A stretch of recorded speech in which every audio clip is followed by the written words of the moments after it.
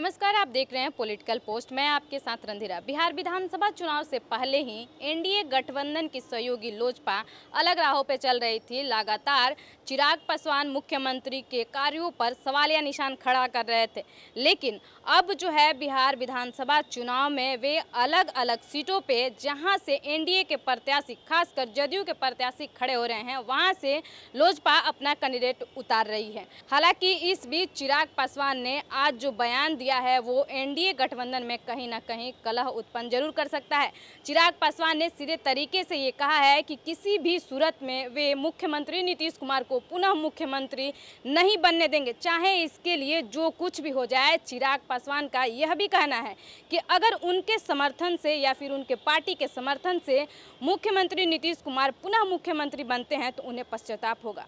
और इस दौरान चिराग पासवान ने अपने पिता के द्वारा कही गई बातों का भी जिक्र किया। हालांकि जैसे ही चिराग पासवान का बयान ये सामने आया तो बीच बचाव करने उप मुख्यमंत्री सुशील कुमार मोदी उतर गए, तो वहीं दूसरी तरफ जदयू के पसीने छूट गए। जरा सुनिए जदयू नेता अशोक चौधरी का क्या कुछ कहना है इस चिराग पासवान के बयान पर। जवाब तो चिराग पासवान खुद देंगे ना कि 4 महीने में ऐसा क्या हो गया कि आज आप नीतीश कुमार पर प्रश्न चिन्ह लगा रहे हैं। आपकी इन 4 महीनों में राजनीतिक महत्वाकांक्षा इतनी बढ़ गई कि आपको नीतीश कुमार से द्वेष होने लगा। वहीं दूसरी तरफ उप मुख्यमंत्री सुशील कुमार मोदी जब पटना एयरपोर्ट पहुंचे तो पत्रकारों ने उनसे जानने की कोशिश की कि चिराग पासवान कुछ इस तरीके का बयान दिए हैं। इस पर उप मुख्यमंत्री ने सीधे तरीके से कहा कि कोई भ्रम में न रहे, जो भ्रम है वो कुछ ही दिनों में खत्म हो जाएगा।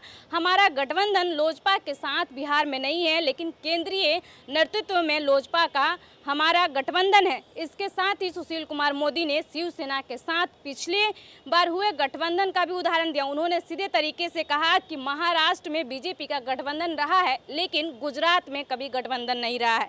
कुछ इस तरीके के जब दृश्य बिहार में उत्पन्न हुए हैं तो लोजपा को उन्होंने करारा जवाब दिया। इसके साथ ही नसीहत दिया कि जो भ्रम है वो भ्रम टूट जाएगा। अब ये देखना दिलचस्प होगा कि चिराग पासवान की जो राह है वो कितना आसान होता है और कितना मुश्किल होता है। लेकिन चिराग पासवान ने यह स्पष्ट कर दिया है कि वे किसी भी सूरत में मुख्यमंत्री नीतीश कुमार को पुनः मुख्यमंत्री बनने नहीं देंगे। चिराग पासवान ये ऐसे ही नहीं कर रहे हैं, उन्होंने मुख्यमंत्री नीतीश कुमार के दिए गए भाषणों का आधार बनाकर कह रहे हैं। चिराग क्यों ये बातें कर रहे हैं ये जानना बेहद जरूरी है। आपको बता दें कि चिराग ने कहा कि मुख्यमंत्री नीतीश कुमार अक्सर अपनी बातों में बिहार के भौगोलिक स्थितियों को बाधा बताते हैं और अक्सर अपनी बातों में कहते हैं कि हमसे जितना हुआ हमने किया, मतलब इससे ज़्यादा वह कह नहीं सकते और कर नहीं सकते। खुद ये बात मुख्यमंत्री नीतीश कुमार मानते हैं, यह चिराग का कहना है। चिराग पासवान ने कहा है कि ना मुख्यमंत्री नीतीश कुमार के पास विजन है और ना ही 5 साल अब उन्हें मौका मिल सकता है। अब मैं भी मानता हूं कि मुख्यमंत्री के पास कोई विजन नहीं है और ना ही सिचुएशन लेवल पर हैं वो। और चिराग ने कहा है कि बिहार के लैंड लॉक्ड प्रदेश होने की बात सीएम नीतीश आज जो कह रहे हैं वो औद्योगिक विकास संभव नहीं होने की बात कर रहे हैं। लेकिन मुख्यमंत्री नीतीश कुमार को यह जानना चाहिए कि बिहार जैसे ही भौगोलिक स्थितियों वाला पंजाब और हरियाणा कैसे विकसित हुआ, ऐसे में बिहार क्यों नहीं विकसित हो सकता है।